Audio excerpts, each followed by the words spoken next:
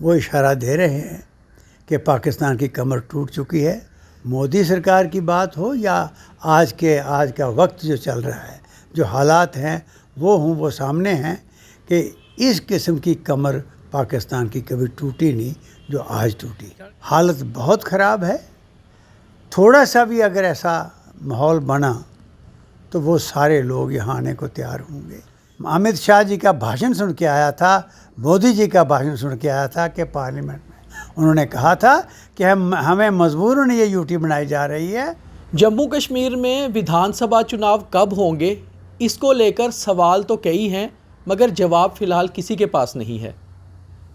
कुछ लोग और कुछ संगठन ये भी मानते हैं कि जम्मू कश्मीर में अगले चुनाव तब होने चाहिए जब जम्मू कश्मीर का जो हिस्सा पाकिस्तान के कब्ज़े में है, यानी कि जम्मू कश्मीर जो POJK है, वो हिस्सा भी हमारे पास आए और पूर्ण रूप से जो जम्मू कश्मीर स्टेट है उसमें चुनाव हो और अगली सरकार फिर बने। हालांकि अभी ये भी साफ़ नहीं है कि कब वो हिस्सा वापस आएगा, मगर जम्मू कश्मीर की सबसे पुराने संगठनों में से एक डोगरा सदर सभा का मानना है कि वो बहुत जल्द आएगा और उसके बाद जो चुनाव होंगे वो एक पूर्ण जम्मू कश्मीर होगा। हमारे साथ डोगरा सदर सभा के प्रधान और पूर्व मंत्री ठाकुर गुलचैन सिंह चाड़क जी हैं, जो लंदन जाकर भी बहुत सारे लोगों से मिले जो POJK में रहते हैं और लगातार ये चीज़ मान रहे हैं कि POJK बहुत जल्द जम्मू कश्मीर के पास आएगा। डॉक्टर साहब, आपको क्या लगता है कि जल्दी आने वाला है POJK का हिस्सा हमारे पास? आप तो ये मानते हैं कि ये जल्द होने वाला है। देखो देवी जी, हालात जो सामने हैं जी, उससे तो एक बात बड़ी क्लियर है कि खासकर जो हिस्सा पाकिस्तान में हमारा है जी, बहुत बुरी हालत में है। बड़ी दुर्दशा है उन सब लोगों की। गिलगित बल्तिस्तान का जो हाल हो चुका है, चाइना के पास, चाइना के कब्ज़े में बहुत सारी जगह जा चुकी है और लोगों को अपना फ्यूचर उसमें नज़र आ रहा है कि क्या उनके साथ होने वाला है। जी, दूसरा जो हिस्सा है पाकिस्तान के पास जो आज उसके कब्ज़े में है, नाजायज़ कब्ज़े में है, वहाँ पर भी हाहाकार मचा हुआ है, क्योंकि उनको बर्दाश्त, हमारे जम्मू कश्मीर के इस हिस्से के लोगों को बर्दाश्त उन्होंने नहीं किया है। जी, और आज जो हालत है, जिस तरीक़े से वहाँ की फ़ौज जी, और वहाँ की जो गवर्नमेंट है जी, वो बिहेव करती है, वो तो रोंगटे खड़े हो जाते हैं सुन के। जैसे आपने जिक्र किया, मैं गया था लंदन जी, और लीड्स में मेरे प्रोग्राम हुए और वहाँ पर मेरे ख्याल में 8 लाख से ज़्यादा लोग हैं उस तरफ। जी, और वो अपनी कहानियाँ जब बताते थे तो बहुत दर्द होती थी, दर्द महसूस होती थी। और जम्मू कश्मीर को, इस रियासत को, किस किस्म की ये रियासत थी, इसको याद करके, बुज़ुर्गों की कहानियाँ याद करके उनके आंखों में आंसू आते हैं। इसलिए हालत बहुत ख़राब है। थोड़ा सा भी अगर ऐसा माहौल बना तो वो सारे लोग यहाँ आने को तैयार होंगे। लोग क्या, पूरी धरती वहाँ की। साहब, मैं ये जानना चाहूँगा, क्योंकि आपने ये बहुत दावे से कहा कि वो हिस्सा जल्द हमारा जो है हमारे पास आ जाएगा। आप लंदन गए, वहाँ भी आप POJK के लोगों से मिले और भी POJK के कई संगठन जो हैं, क्योंकि डोगरा सदर सभा के भी कुछ सदस्य हैं जो पार है, जो पहले हमारे सदस्य हुआ करते थे, तो जो लोग हैं वो भी आना चाहते हैं जम्मू कश्मीर के साथ और भारत के साथ।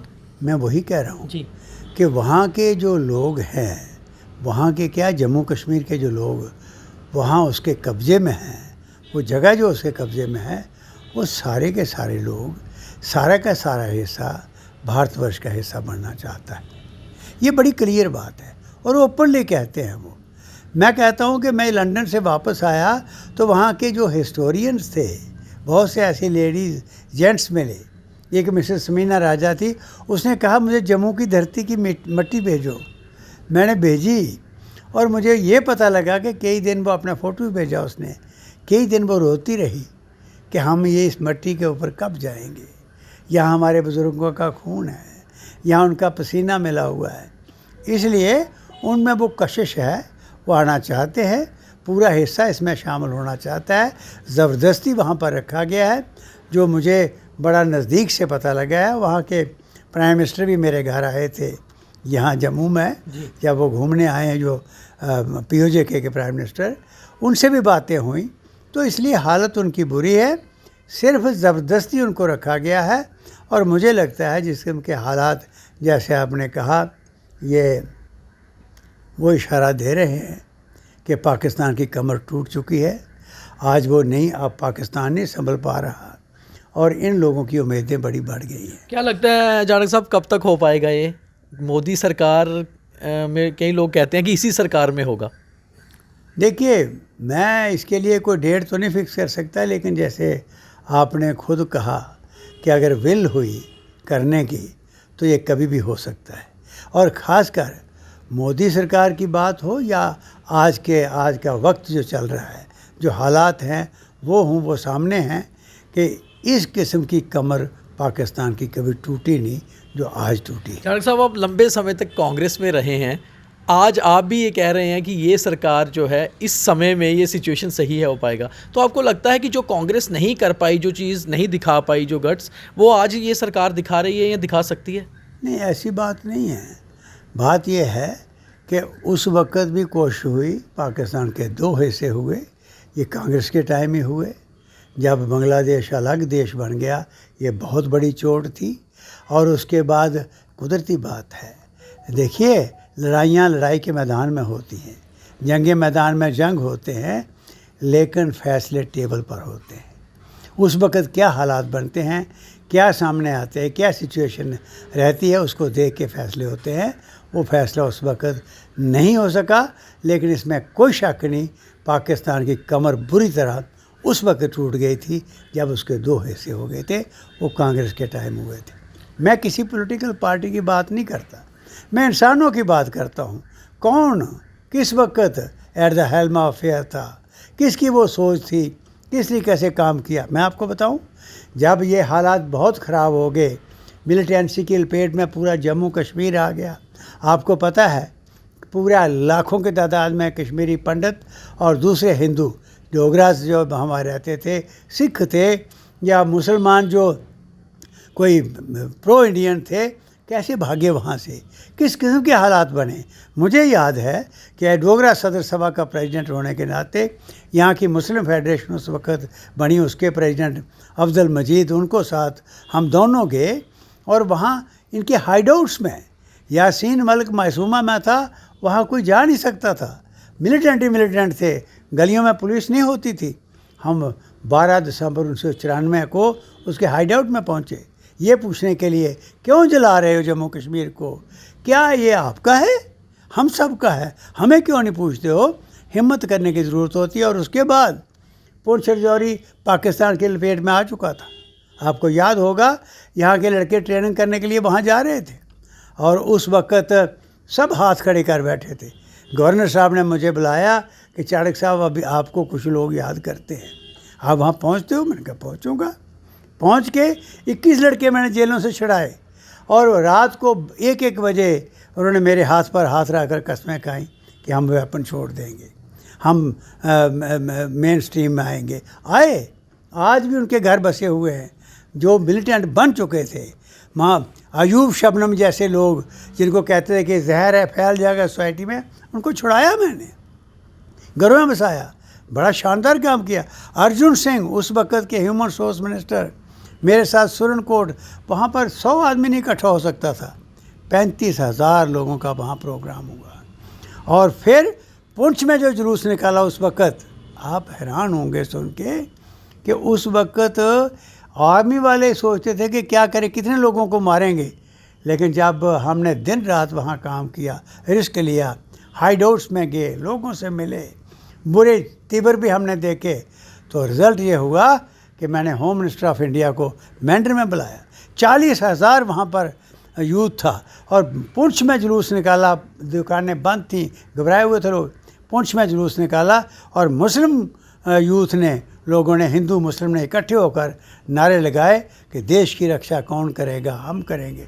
पाकिस्तान की कमर टूट गई। आपका कहना है कि जो डोगरा है वो एक तो सबसे बड़ी बात है कि सेकुलर है, एक साथ है, और डुग्गर लैंड पूरा तभी होगा जब वो हिस्से के लोग भी हमारे साथ जुड़ेंगे। और ये केवल आर्म्ड फोर्सेस से नहीं, बातचीत से भी होगा? देखिए, होगा ही बातचीत से। और मैं आपको यह बात बता दूं, नीयत चाहिए। आज अगर ये लोगों के अंदर ये एक घबराहट है कि हम क्या करें, पाकिस्तान में वो मर रहे हैं डोगरे जो हैं, और यहाँ आप बैठे हो, आप अंदाज़ा लगाओ कि आज किस किस्म का वातावरण बनाने की कोशिश की जाती है हिंदू मुस्लिम वगैरह की, सिख ईसाई वगैरह की, अपनी गंदी पॉलिटिक्स के लिए। ये आप देख रहे हैं फ़ोटो, यहाँ पर सभा बनाने वाले लाला हंसराज महाजन, मियाँ ज्वाला सिंह, वकील हजरत शाह, सरदार समुद्र खान, बुद्ध सिंह, ये लोग थे।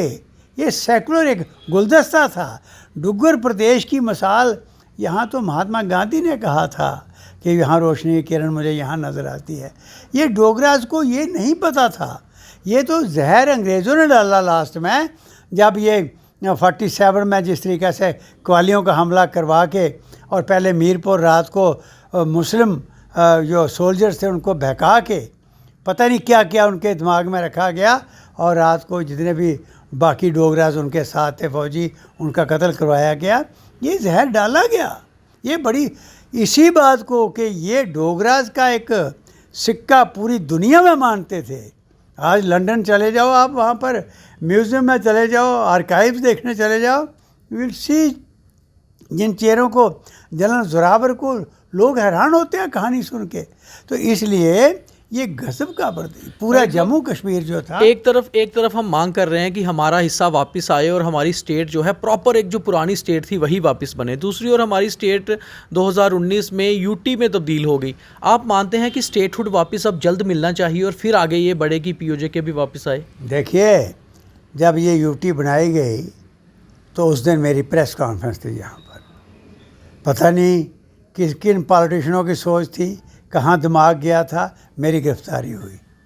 और मैंने स्टडी करके आया था, अमित शाह जी का भाषण सुन के आया था, मोदी जी का भाषण सुन के आया था कि पार्लियामेंट में उन्होंने कहा था कि हमें मजबूरन ये यूटी बनाई जा रही है, बनाने की प्रॉब्लम जो हमें फेस करनी पड़ रही है, इसलिए कि यहाँ पर जो हालात बने हैं इनको हम कंट्रोल करना चाहते हैं, यहाँ सबसे पहले शांति बहाल हो। मैंने प्रेस कॉन्फ्रेंस में इसलिए यही बात कहने के लिए आया था, और कहा फिर भी मैंने, हालांकि मेरी गिरफ्तारी हुई जी, मैंने कहा कि इस स्टेट को, तारीखी स्टेट को, पहले 47 में जो उसके टुकड़े हुए वो दुख की बात है। ऐसे गुलदस्ते को यहाँ अलग अलग खित्ते की भाषा अलग हो, खान पान अलग हो, शक्लें अलग हों, और पहरावा अलग हो, भाषा अलग हो, और मज़हब अलग हो, और एक गुलदस्ते की तरह हो, ऐसी खूबसूरत स्टेट के पहले हिस्से हुए। गलत हुआ, जुल्म हुआ हमारे साथ। अब आपने स्टेट से यूटी बना दिया, ऐसी तारीखी जो भारत माता का मुकुट है, तो ये गलत किया। लेकिन अगर इसको मैं सुनता हूँ, मैंने उस वक्त कहा एज प्रेसिडेंट डोगरा सभा कि जो भाषण किया है, जो अहमद शाह जी ने age home minister of India कहा है, मैं स्वागत करता हूँ, इसलिए कि अगर हालात ठीक करने के लिए ये कड़वी गोली खानी पड़ी तो बड़ी अच्छी बात है।